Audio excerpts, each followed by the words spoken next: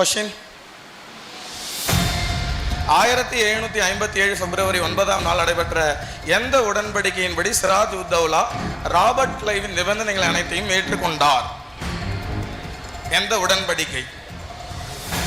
உடன்படிக்கை பெயர் சொல்லுங்க. அலிநகர் உடன்படிக்கை. அலிநகர் உடன்படிக்கை. ஆன்சர் செக் பண்ணலாமா? ரைட்.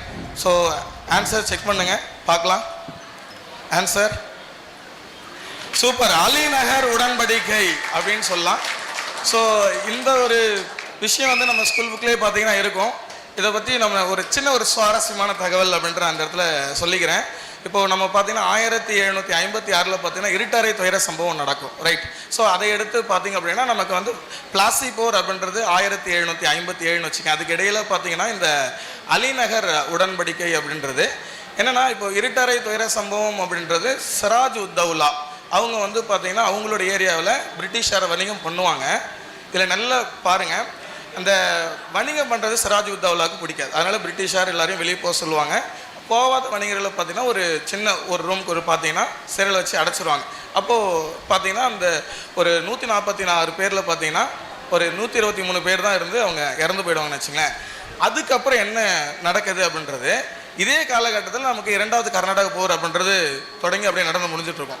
இப்போ 2வது கர்நாடக ராபர்ட் கிளைவ் இருக்கார்ல, அவர் தென்னிந்திய பகுதிகளில் தான் பார்த்தீங்க அப்படின்னா எல்லா வேலைகளையும் பண்ணிகிட்டு இருப்பார்.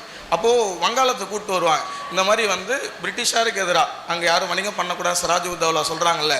அப்போது இந்த ராபர்ட் கிளைவ் வந்து சிராஜ் உத் தௌலா அவரை வந்து ஆங்கிலேயருடைய வசம் கொண்டு வருவதற்கு அந்த சிராஜ் உத் தௌலாவுடைய படைத்தளபதி யாருன்னா மீர் ஜாஃபர். ஆக்சுவலாக என்ன சொல்ல போனால் மீர் ஜாஃபர் இருக்காங்கல்ல, அவங்க இவருக்கே வந்து பார்த்தா பிடிக்காது. ஸோ அப்போது என்ன நடக்குன்னா, இந்த ராபர்ட் கிளைவ் தான் சிராஜ் உத் தௌலாவுக்கு யார் யாரெல்லாம் எதிராக இருக்காங்களோ அவங்கள எல்லாரையும் பார்த்தா தன் பக்கம் இழுத்துட்டு, இதில் பிளாஸ்டிக் போர் நீங்கள் கேள்விப்பட்டிருக்கலாம் ஒரே நாளில் முடிஞ்சிருக்கும்.